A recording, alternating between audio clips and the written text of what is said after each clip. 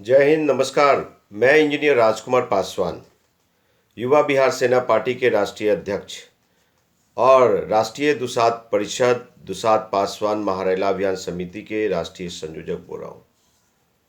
वीर शिरोमणि बाबा चौहरमल के वंशजों, राजा सहलेश के वंशजों, मकरा मांझी के वंशजों, राह बाबा के वंशजों, आप लोगों को मैं कुछ बताने आया हूँ। और आज बात मोकामा के चाराडीह में 6 तारीख को भीड़ लगने वाली उस कार्यक्रम में जो हमारे दूर दराज से भाई लोग आएंगे, जो बिहार के हर एक कोने से पहुंचेंगे और राष्ट्रीय जो समाज के नेता हैं, समाज के जो राष्ट्रीय नेता हैं और मठाधीश हैं, उनसे तो सवाल करना बनता है।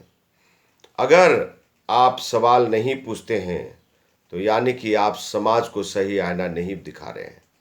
और मेरी वो संस्कार नहीं है कि किसी को माँ बहन की गाली दूं, मेरी वो संस्कार नहीं किसी को जान मारने की धमकी दूं। मेरा संस्कार यही है कि लोकतांत्रिक व्यवस्था से सवाल होना चाहिए और 50 साल का 10 साल का हिसाब मांगेंगे हम। मित्रों, जैसा कि आपको मालूम है कि स्वर्गीय रामविलास पासवान जी को समाज ने 52 साल तक या 50 साल तक उनको अपने सर का ताज बनाए रखा। अब ये चाचा पशुपति कुमार पारस और भाई चिराग पासवान कहते हैं कि पासवानों का उत्तराधिकारी मैं हूँ और पासवानों का वोट मेरा है। तो मैं सभी बिहार के पासवानों को मैं बता देना चाहता हूँ कि आप लोग मेला में पहुँच रहे हैं ना। देखो भैया, मुझे तो अभी तक कोई न्योता वेता नहीं मिला है, आने का इनविटेशन नहीं मिला है। तो अगर भगवान भी बिना न्योता को मुझे बुलाएगा ना, फिर भी हम नहीं जाते। लेकिन आपको बता दूं कि आप लोग की ड्यूटी फिक्स होती है। आप लोग चौहरमल मेला में सिर्फ भीड़ लगाने और नेता बनाने के लिए जाते हैं। आप सवाल क्यों नहीं पूछते हैं? सवाल पूछने वाला बेटा लोगों को मैं सवाल देता हूं कि समाज उससे आगे बढ़ेगा। भाई चिराग पासवान, पशुपति कुमार पारस और जितने भी माननीय विधायक सांसद पहुंच रहे हैं, उनसे मेरा सवाल है कि क्या आप सदन में दुसाध रेजिमेंट का मांग करेंगे? लोकसभा के सदन हो या चाहे विधानसभा का सदन हो। पहला सवाल। दूसरा मेरी मांग है कि जो बाबा साहब डॉक्टर बी.आर. आम्बेडकर ने संवैधानिक अधिकार के तहत 22.5% आरक्षण अनुसूचित जाति जनजाति को दिया था, वो 1935 से लेकर के अभी तक नहीं बढ़ाए गए। तो क्या चिराग पासवान, पशुपति कुमार पारस और भी नेतागण क्या संसद में और बिहार विधानसभा में ये मांग करेंगे कि जो SC/ST का 22.5% आरक्षण उसको बढ़ा करके 35 से 40% किया, कितना 35 से 40% किया जाए? मांग करेंगे, मांग करना होगा। दूसरा सवाल कि जैसे आप जानते हैं कि OBC 27.5% आरक्षण है और उसके अलावा भी OBC महिलाओं को 3% आरक्षण अलग से दिया जाता है।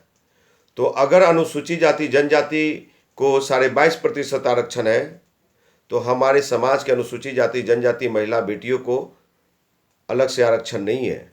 तो मेरा मांग है कि हमारे अनुसूचित जाति जनजाति बहन बेटियों को 10% आरक्षण अलग से दिया जाना चाहिए। मांग करना होगा चिराग पासवान जी, भाई पशुपति कुमार पारस जी, चाचा पशुपति कुमार पारस जी, भाई चिराग पासवान जी। तीसरी बड़ी मांग है हमारे ये चौथी आते हैं कि क्या आप सदन में और अपने आका मोदी से ये सारी मांग के साथ साथ चौथा मांग जो है कि SC/ST को प्राइवेट सेक्टर में अंबानी अडानी के उद्योगपति जो है उद्योग में कल कारखानों में आरक्षण का प्रोविजन किया जाए, ये मांग करेंगे सदन में। पांचवा जो है कि मेरी जो जाति है दुसाद पासवान, वो पासवान का आरक्षण महज 4 राज्यों में ही क्यों और 25 राज्यों में क्यों नहीं? दिल्ली, पंजाब, हरियाणा, जम्मू कश्मीर, तमिलनाडु, आपको केरल, इधर आप आ जाइए, उत्तराखंड, उत्तरांचल, बहुत सब जगह, राजस्थान, मध्य प्रदेश। तो इन सभी राज्यों के जो बेटा वंचित रह जाते अपने अधिकारों से, इन सभी राज्यों के बेटा जो ग्रेजुएशन में पढ़ाई नहीं हो पाता, मेडिकल में कंप्लीट नहीं होते, उन लोग के लिए क्या आरक्षण की मांग करेंगे कि और भी राज्यों में, बिहार के अलावा और भी राज्यों में हमारी जाति दूसरा जाति को आरक्षण दिया जाए, उस स्टेट के राज्य के सरकार में अनुसूचित जाति की सूची में दूसरा जाति को शामिल किया जाए। मेरा छठा मांग है कि चिराग भाई और चाचा पशुपति कुमार पारस और भी जो है सांसद, उन सभी विधायक सांसदों से मेरी मांग है कि सभी राज्यों में एक पासवान भवन हो, दुसाद भवन हो। क्या ये मांग करेंगे? पटना में भी हो, दिल्ली में भी हो, रांची में भी हो, झारखंड रांची में भी हो और बंगाल में भी हो, इस तरह से उत्तर प्रदेश में भी हो। तो पासवान भवन, दुसाद भवन की मैं मांग करता हूं। मैं क्या ये मांग को उठाएंगे ये लोग? सातवां मेरी मांग है, हमारे दुसाद समाज के बेरोजगार युवा नौजवान जो हैं, 7% में से लगभग 55 से 62% तक हमारे युवा नौजवान लोग बेरोजगार घर में बैठे हुए, पढ़े लिखे हुए, अनपढ़, स्किल अनस्किल बेटा जो है दुसाद का, वो घर में बेरोजगार बैठा हुआ है। क्या आप चिराग पासवान और पशुपति कुमार पारस, समस्तीपुर सांसद प्रिंस राज और भी उनके सांसद, क्या ये लोकसभा के सदन में माननीय देश के सम्मानीय प्रधानमंत्री नरेंद्र दामोदर मोदी और अमित शाह, जिसके वो हनुमान कहे जाते हैं, असली शेर और असली भालू अपने आप को कहते हैं, लेकिन मेरे नज़र में ये नकली शेर नकली भालू हैं। तो क्या हमारे समाज के युवा नौजवान बेरोजगारों के लिए नौकरी की मांग करेंगे? और जो हमारी बहन बेटियां घर में बैठी हुई है, कुपोषण का शिकार होती है, उनके लिए महीने में कुटीर उद्योग की व्यवस्था करेंगे? क्या हमारे समाज के लोग आज भी रिक्शा चलाते हैं, माटी टाटी में रहते हैं, उनके लिए कुछ इंदिरा आवास का व्यवस्था करेंगे? जो माटी टाटी से आके महल की ओर जाए, वो हमारे समाज में जितने भी सांसद का नाम ले रहा हूँ, वो लोग अपने कार्यकाल में कितने पासवानों को उन लोगों ने ठेका पट्टा दिया, इसकी भी सवाल होनी चाहिए। बहुत सारे सवाल हैं और आपको बता दूं कि अगर ये सारी मांगें नहीं मानी गई तो आप सच्चे वीर शिरोमणि बाबा चौहरमल के वंशज नहीं हो। आप फिर सही आईना अपने समाज को दिखाना नहीं चाहते हो।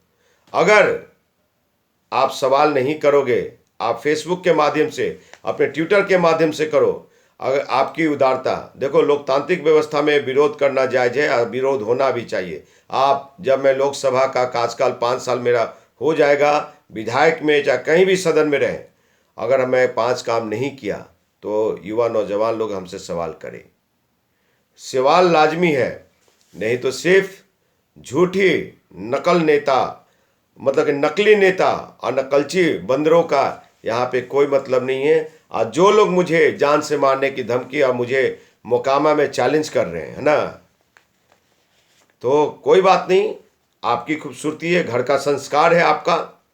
आप जिस हमारे अगर माँ बहन बेटियों को और मेरी माँ को गाली बका है, तो पूरे बिहार की माँ बहन बेटियों को तुमने गाली बका है। और ये संस्कार चिराग पासवान के पार्टी में है। ये जो जंगल राज की बात करते हैं, इनके पार्टी में खुद ही जंगल राज है, तो ये दूसरे को क्या दे पाएंगे? मोकामा का मेला किसी की बाप की जागीर नहीं है जो मुझे आने से रोक दे। और आपको बता देता हूँ, जो उन्माद फैलागा, जो ढेला पथराव करेगा और जो मेरे हाथ पैर तोड़ने की बात की है, तो मैं देखता हूँ मैं उनमें कितनी ताकत है। और हम भी वीर शिरोमणि बाबा चौहरमल के वंशज हैं, राजा सलेश के वंशज है, मकरा मांझी के वंशज है, राह बाबा का वंशज है। अगर आप लोग युवा नौजवानों में जरा भी समाज हित की सोच है, आप जरा भी सोचते हो कि समाज को 100 साल आगे ले जाना है, तो आप लोग भैया जो मैंने बोला है वो सवाल आप करना शुरू कर दीजिए। नहीं तो आपको कुछ नहीं मिलेगा। ये संघ भाजपा जो भारतीय जनता पार्टी के हनुमान बने हुए, संघ के हनुमान बने हुए, मोदी का हनुमान बना हुआ, संघ भाजपा के मानसपुत्र मोदी का हनुमान बना हुआ लोग और नकली शेर नकली भालू बने पड़े हैं। ये लोग उस जंगल में ले जाना चाहते हैं जहाँ पे संविधान खतरे में है, आरक्षण खतरे में है। 10% स्वर्णों को आरक्षण दिला दिए, क्या इसकी आवश्यकता थी? आपके हनुमान जो ये हैं मोदी के हनुमान कहते हैं समृद्ध दलितों का आरक्षण छोड़ देना चाहिए। तो आज किसको आरक्षण छोड़ने की आवश्यकता है वो आप लोग के लिए विचारणीय है। अगर चिराग पासवान में और उनके परिवार में हो ताकत तो जनरल सीट से लड़के दिखाओ चुनाव, तो मान जाएंगे कि तुम सही मायने में असली शेर और असली भालू हो। नहीं तो मुझे लगता है कि समाज का ठगने का 50 साल रामविलास पासवान जी ने ठगा। मैं क्यों विरोध करता हूं?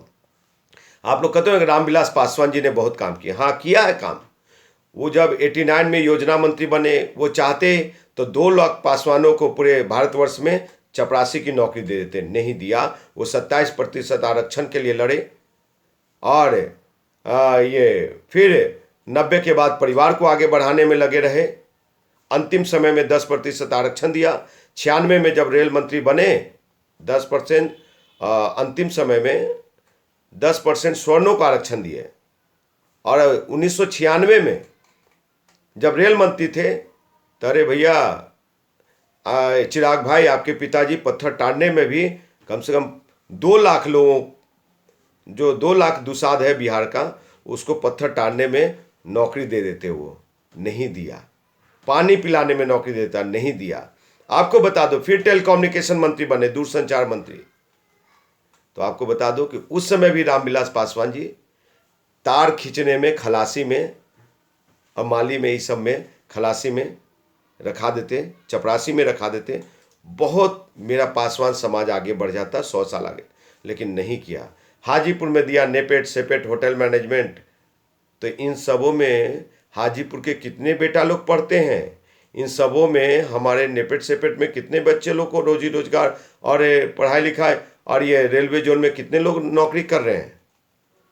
तो ये सवाल तो बनता है साहब, सवाल तो मैं खड़ा करूंगा। और किसी के पेट में दर्द हो रहा है तो भैया जो करना है कर लो। और अगर आप समाज को गलत आईना दिखाना चाहते हो तो दिखा लो, लेकिन हम बर्दाश्त करने वाले नहीं। हम सवाल करते रहेंगे। सवाल ये चिराग भाई से दुसाध रेजिमेंट की मांग मैंने किया। वो दुसाध रेजिमेंट पे चिराग भाई सहमति जताए, स्वागत योग्य है। लेकिन सिर्फ ये नहीं, सड़क पे हल्ला करने के लिए मैं खड़ा हूँ। चिराग भाई, आप सदन में हल्ला कीजिए और अपने आका मोदी साहब से कहिए कि, और चिराग भाई के लिए मोदी साहब की मेरी तरफ से, कि मोदी साहब, चिराग पासवान भाई, दुसाध रेजिमेंट बनवा दीजिए ना।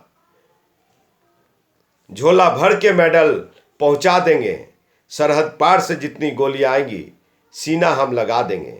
अगर जरा भी आपको पासवानों की हमदर्दी है, दर्द है, तो लोकसभा के पटल पे आप इन बातों को रखो, तब जानेंगे चिराग भाई कि आप वाकई में समाज के लिए सोचते हुए। नहीं तो आपसे ज़्यादा काम मैं कर रहा हूँ समाज का, समझ गए? आज जो लोग कहते हैं कि चौहरमल के मूर्ति बनाने में, वहाँ मंदिर निर्माण में राजकुमार पासवान कितने पैसा दिए हैं, वाकई में मैंने कुछ नहीं दिया है। क्या मैं हूँ? एमपी हूँ मैं? क्या मैं हूँ? किसी विधानसभा लोकसभा का सदस्य हूँ मैं? केंद्रीय मंत्री हूँ मैं? रामविलास पासवान जी कहे थे कि 5 एकड़ या 5 बीघा का बात किए थे और कहे थे कि विश्व का सबसे ऊंचा मंदिर बनाऊंगा। क्या हुआ उसको? क्या सब वहाँ जो फंड आया उसका कौन लोग बंदरबाट किए? रामविलास जी के आड़ में। और रामविलास जी एक भी सरकारी फंड दिए? वहाँ जो राष्ट्रीय मेला जो घोषित हुआ है वो नीतीश कुमार जी का देन है। मैं पासवानों को कहता हूँ कि वो नीतीश कुमार जी का देन है। फिर पासवान भाई को कहता हूँ कि आपके नेता ने एक पासवान भवन नहीं पटना में बनाया, लेकिन नीतीश कुमार जी ने राजा शैलेश का मूर्ति, बड़ा भव्य मूर्ति, इको पार्क पटना में 100 एकड़ में लगा दिया है। तो नीतीश कुमार जी उस मंच पे जाएंगे तो भाई पासवानों को तो कुछ दे के आएंगे। तो इसमें किसी को दर्द क्यों होता है पेट में किसी को दर्द क्यों हो रहा है?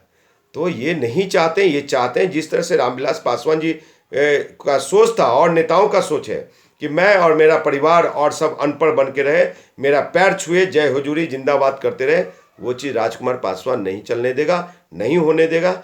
एकदम समाज को सही आईना दिखाएंगे। ये जो हमारी मांगे हैं, जो सदन में नहीं उठाएगा तो इंजीनियर राजकुमार पासवान विकल्प के तौर पे, युवा बिहार सेना पार्टी विकल्प के तौर पे पासवानों को मिल रहा है। और सभी युवा नौजवानों को मैं वायदा करता हूं कि जिस दिन मैं बिहार की कुर्सी पे बैठूंगा तो एक भी युवा नौजवान दुसाध पासवानों को मतलब कि जिस दिन मैं बिहार की कुर्सी पे बैठूंगा तो एक भी दुसाध का बेटा, एक भी बेरोजगार नहीं रहेगा और एक भी घर आर्थिक रूप से कमजोर नहीं रहेगा।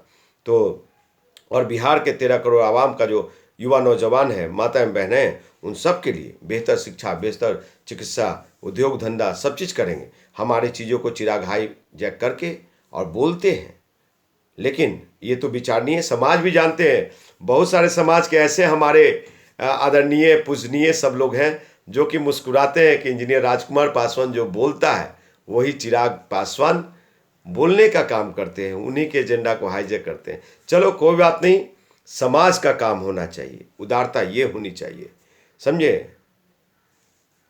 आग जो है ना, आग जो है मेरे सीने में ना सही तेरे सीने में सही, तेरे सीने में न सही मेरे सीने में सही, आग जलनी चाहिए, समझे। तो इसलिए कहीं कोई भी तो काम करे समाज का, ये उदारता होनी चाहिए। फिर से एक बार जय भीम, नमो बुद्धाय, जय बाबा वीर शिरोमणि बाबा चौहरमल की जय, राजा सलेश मकरामान जी की जय।